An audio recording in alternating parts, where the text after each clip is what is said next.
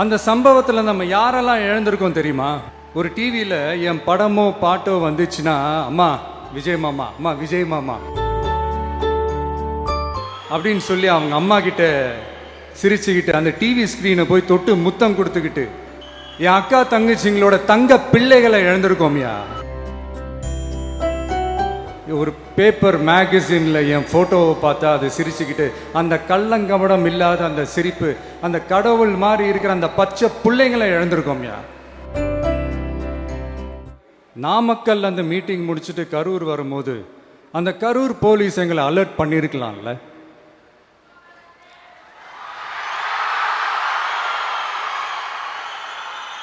இல்லை சார், இங்கே எதிர்பார்த்ததை விட கொஞ்சம் கூட்டம் அதிகமாக இருக்குது, கண்ட்ரோல் பண்ண முடியல, வராதிங்க.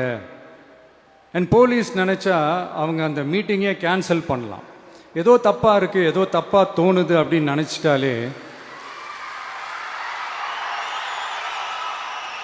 they have all the rights to cancel the meeting. எங்ககிட்ட கேட்கணும்லாம் ஒன்றும் அவசியமே கிடையாது.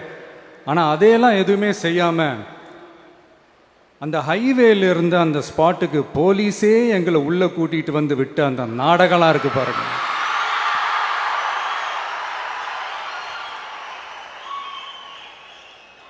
நம்பிட்டேங்க, முழுசாக நம்பிட்டேன். அன்னைக்கு இருந்த அந்த கரூர் போலீஸ் பேசும்போது தேங்க்ஸ்லாம் சொன்னேன் அவங்களுக்கு. எனக்கு தெரியாது இப்படி ஒரு நாடகம் நடக்கும். இதுக்கெல்லாம் யார் காரணம்? இதெல்லாம் யார் சொல்லி செஞ்சது? இப்படி பண்ணுங்க, அப்படி பண்ணுங்க, சப்போஸ் அப்படி நடந்தா இப்படி பண்ணுங்க, சப்போஸ் இப்படி நடந்தா இந்த மாதிரி இன்ஸ்ட்ரக்ஷன்ஸ்லாம் கொடுத்து அந்த பிரஷர் போடுறது யார்?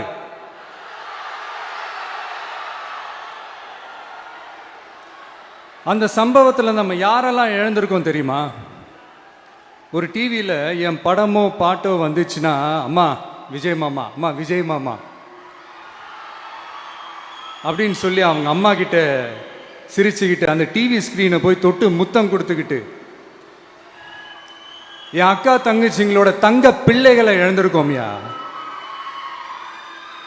மழலை கூட சரியா வராதப்போ ஒரு பேப்பர் மேகசின்ல என் போட்டோவை பார்த்தா அது சிரிச்சுக்கிட்டு அந்த கள்ளங்கபடம் இல்லாத அந்த சிரிப்பு, அந்த கடவுள் மாதிரி இருக்கிற அந்த பச்சை பிள்ளைங்களை இழந்திருக்கோம்யா.